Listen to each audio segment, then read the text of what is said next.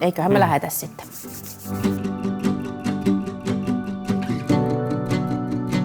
Hi Heikki.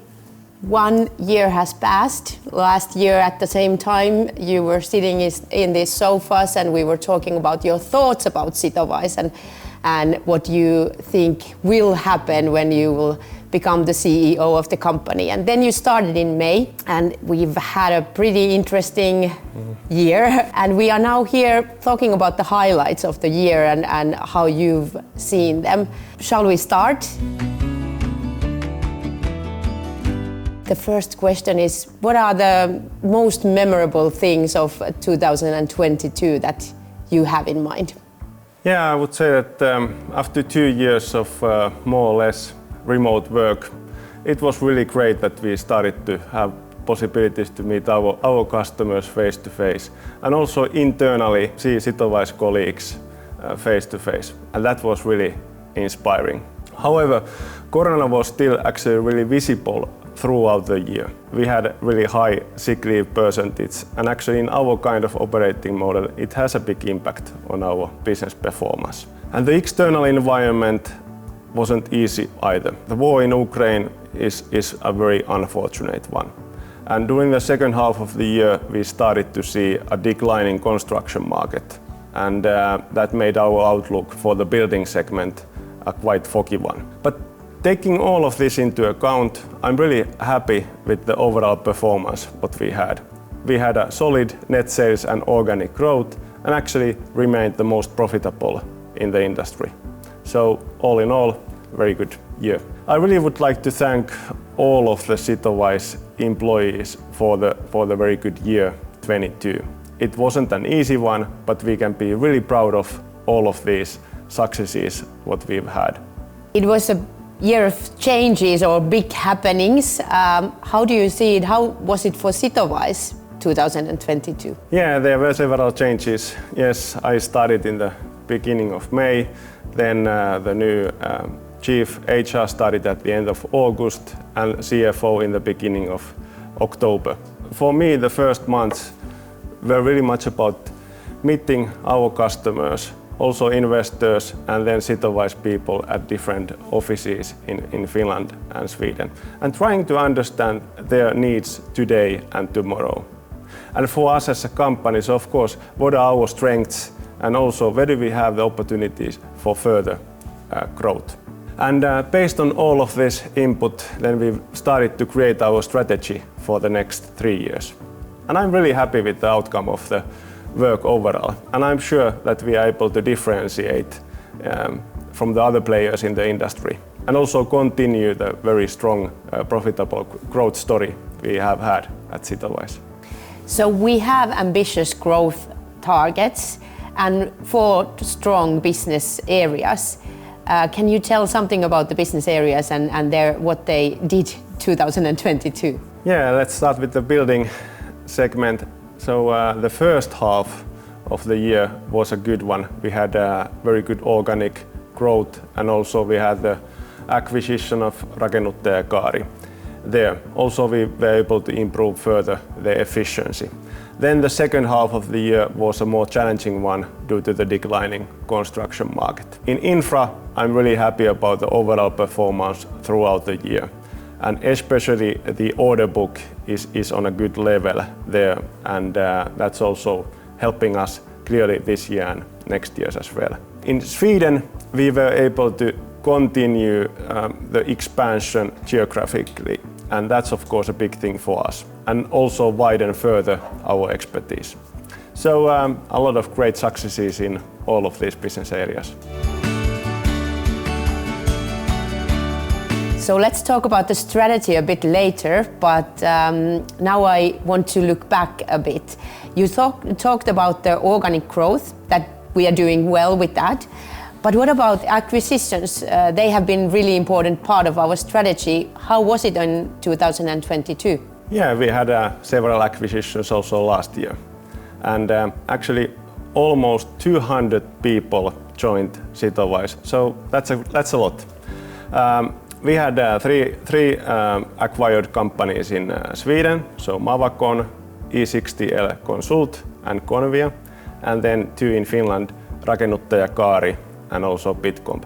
And what is really meaningful with all of these is that they are actually in those markets where we see fast growth as well. So renovation design, overall market in Sweden, which is a bit better than in Finland, and then the digital solutions, and especially the software as a service, so the SaaS business, where we will be focusing on in the future quite a lot. Sounds that we have been successful.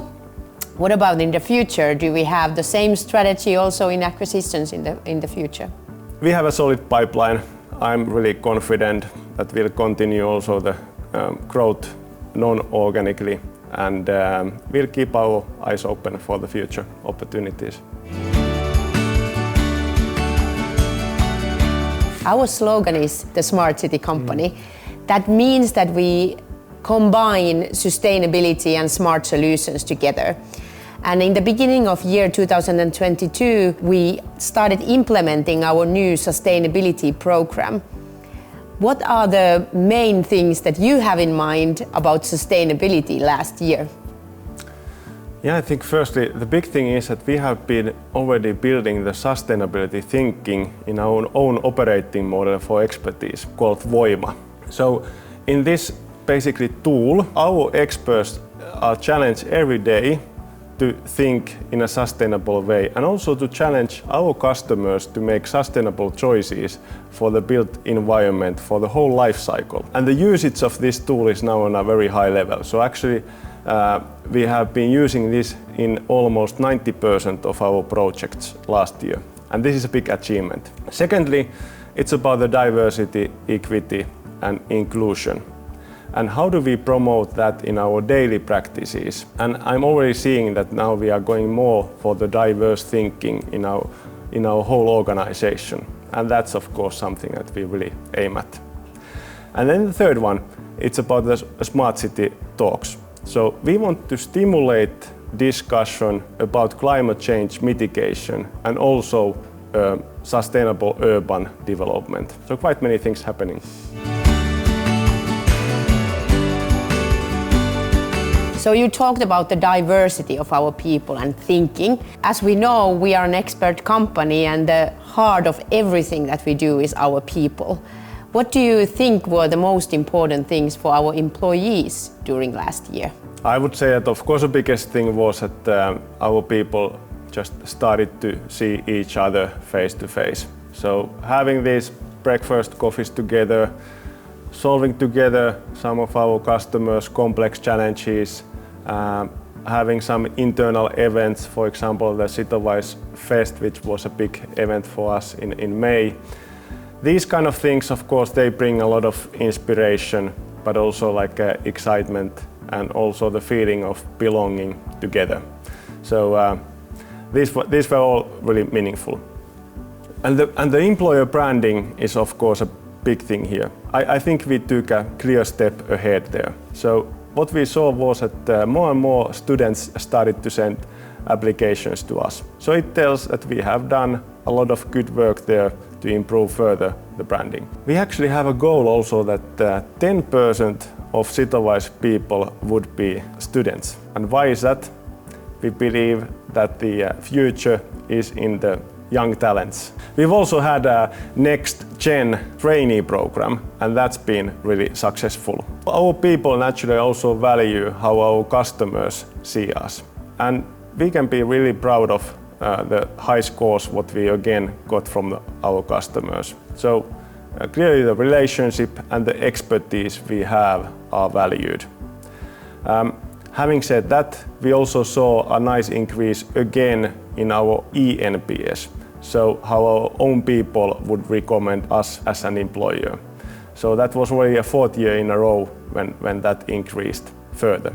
And it's in a high level now. We have a really wide expertise in our company, and our people are really passionate about solving complex challenges. And this can be seen in the daily work as well. Okay, so when we sum up 2022, we can see that there were big changes, lots of good things for Sitowise also, but now we need to look to the future. And we built a new strategy during last year, and we published that in February. Now I would like you to sum up this whole strategy just in few sentences. We are launching a purpose for the company, which will be empowering passionate experts to solve complex challenges. And that's really much about what we already today do. Our vision will be redefining smartness in cities. We want to be the one really understanding what are the big changes in the whole environment. Climate change, digitalization, decline in the biodiversity, circular economy. All of these are big changes, and we want to be the one who really understands what does it mean for us and then for our clients and then wider for the whole industry and society. We need to be ready for the change, and we want to redefine what are the smart ways of working in the whole industry. It's a big vision. How do we make it happen? For that, we have 3 strategic pillars. We want to be the most innovative, the most sustainable, and also the most efficient. That means that we want to create a culture that boosts innovation and that we have a clear commercial mindset. The sustainability needs to be shown in the everyday work of our people, and that we challenge our customers to make sustainable choices for the full life cycle of the built environment. And that we are the most efficient means that, of course, that we can focus on the project work where we are the best and remove waste from our own operations. Thank you, Heikki. Looks like we have lots of things to do. Maybe we shouldn't sit on the sofas anymore and just start working. Thank you. This was a pleasure. It was really nice talking to you. And let's continue from here. Thank you. Thank you, Minttu.